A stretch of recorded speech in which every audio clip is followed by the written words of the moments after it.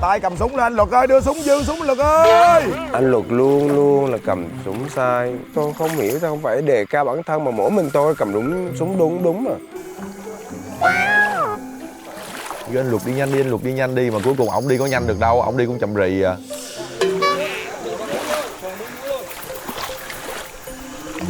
Chết cha sao lúng dữ vậy? Tôi không nghĩ lúng sâu đến như vậy.